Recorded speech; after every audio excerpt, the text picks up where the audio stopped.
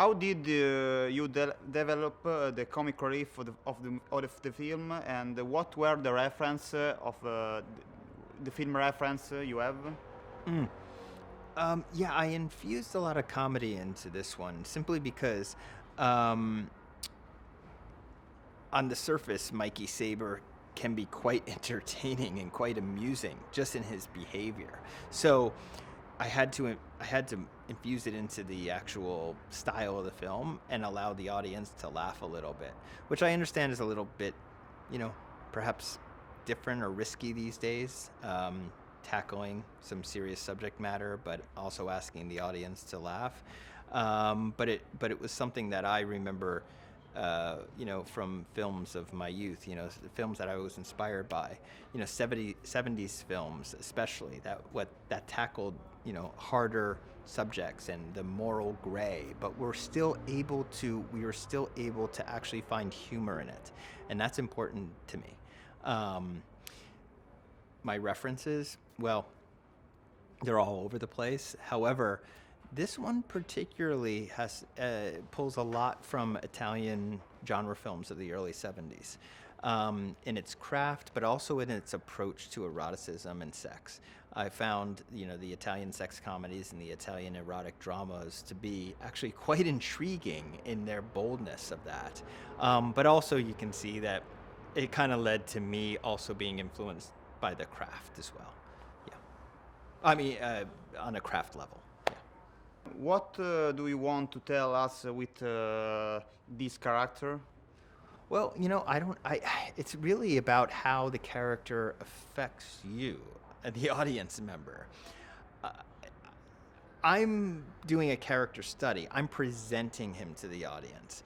I don't like making a moral statement. I'm not trying to condemn or condone his actions, because then I'm just preaching. Then I'm judging.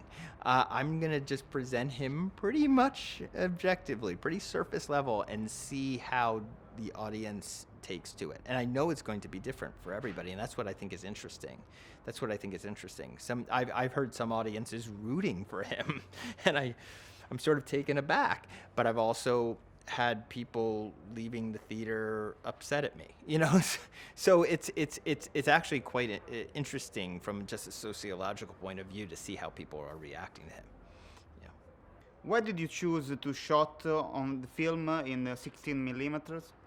Well, I definitely wanted to continue shooting film after Florida Project. I feel that right now, especially when that medium is being threatened, I want to support it. So I'm supporting celluloid.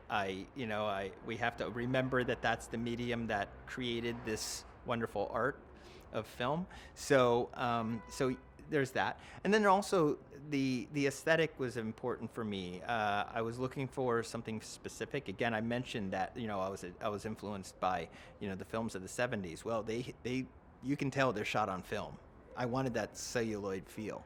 And so, and then shooting on 16 instead of 35 had more to do with budget and more to do with ease. My wonderful director of photography, Drew Daniels, was so fast with the 16 millimeter that often he was waiting for me.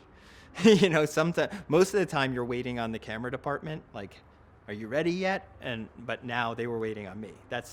So it was really fun. It was great. Yeah, very fast. Which story would you like tell in the future? Well, I was supposed to make another film. This film was made because I couldn't make a bigger film because of COVID. So I had to pivot and make this film. And eventually I'm going to go back and make that film. That film is about drug user activism and tackling the terrible, overdose crisis we have in North America. And that's a passion project for me. I don't know when I'll get to it. But then I'll also want to continue exploring the underground economy, exploring different aspects of sex work. I think that I'm intrigued by that for many reasons. Yeah. And last question, why you choose Simon Rex for the protagonist? You like scary movie? He made me laugh in the scary movies. He also entertained me over all of these years in his different, parts of his career. I saw talent, and I always wondered why he wasn't given a bigger dramatic role. And so, hey, I was lucky enough to be one of the first to do that. So he's great, by the way. He's lovely to work with, professional and funny as hell, and just smart and skilled. I love him. He's great. Thank you very much. All right, thank you. Your persona non grata.